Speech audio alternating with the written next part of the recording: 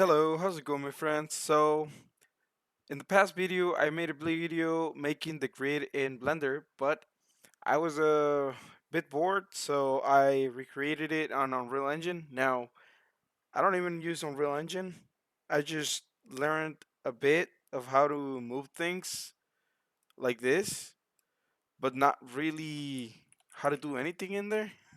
So, yeah, I just created this with ChatGPT. It helped me, but like again, it was excruciating following the instructions.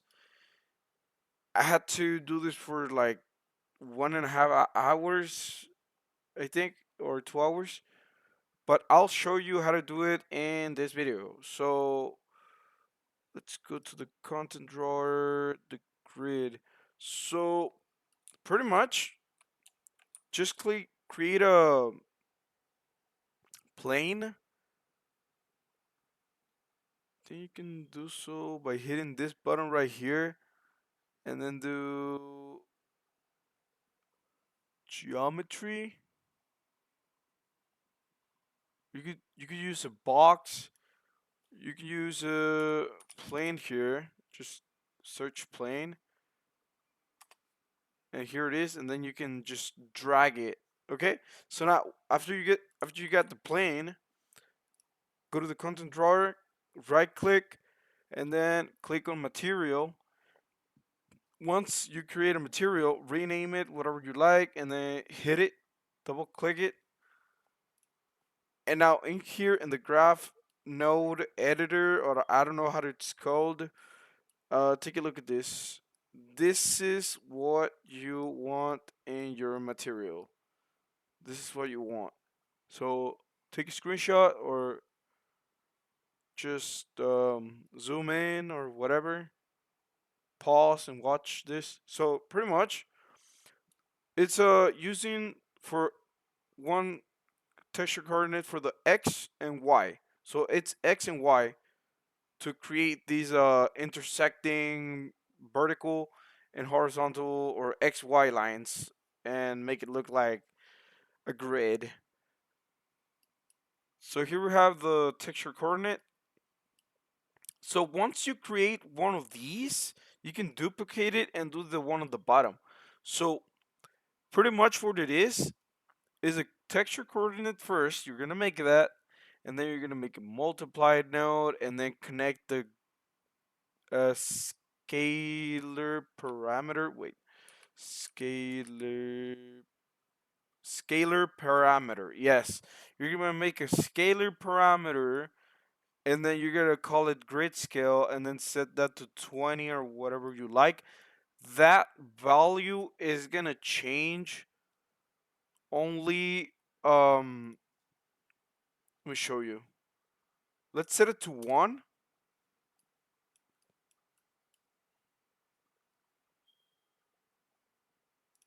All right, let's actually set it to 5.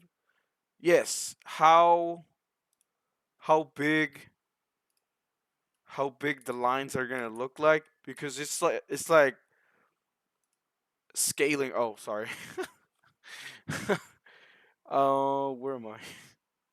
I told you I don't even use Unreal Engine. I'm gonna set that back to 20, and now it looks like it was before. So yeah, that's the scalar parameter called grid scale for. And then after the multiply, you're gonna make a frac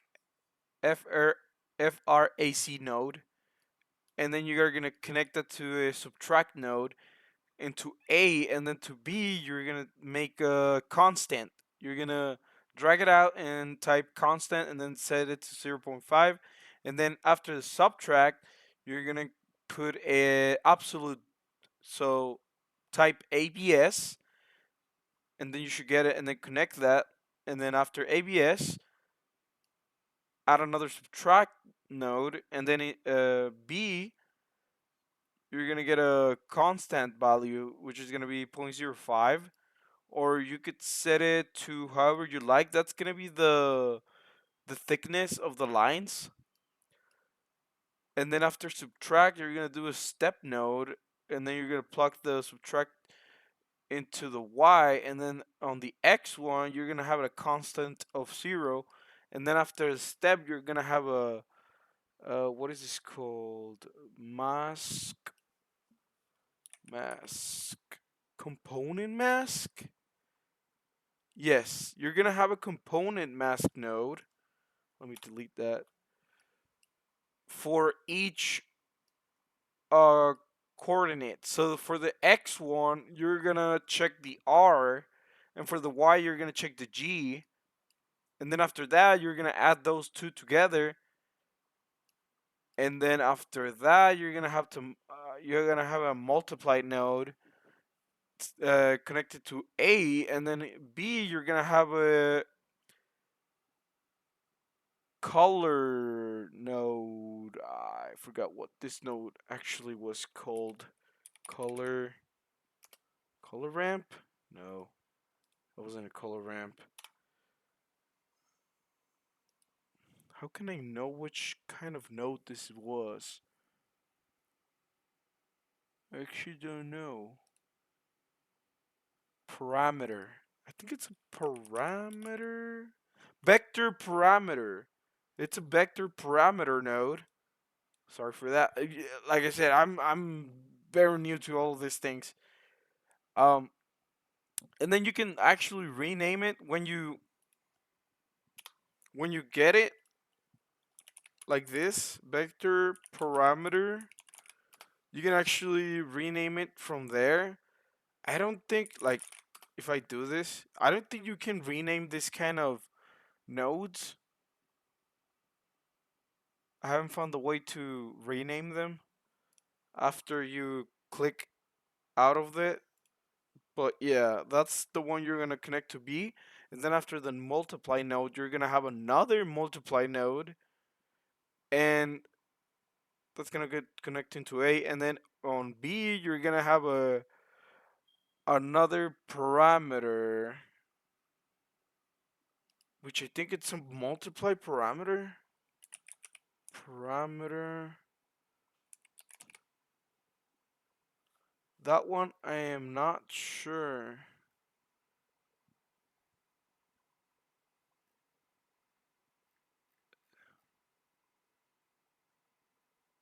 Param. Hmm.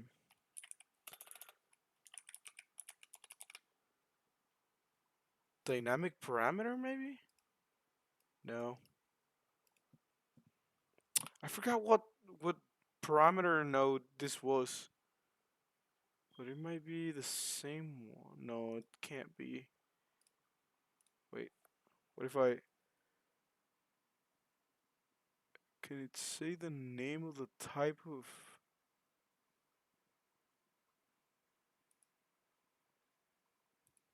Hmm.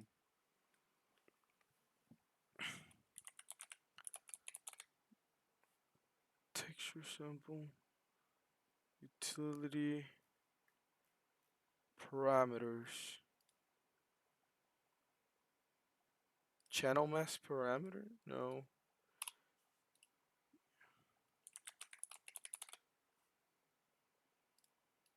Well, anyway, if you find the way what this one's called, if you find out what this one's called, then you have this multiply node, and then you don't need to plug it into the emissive one.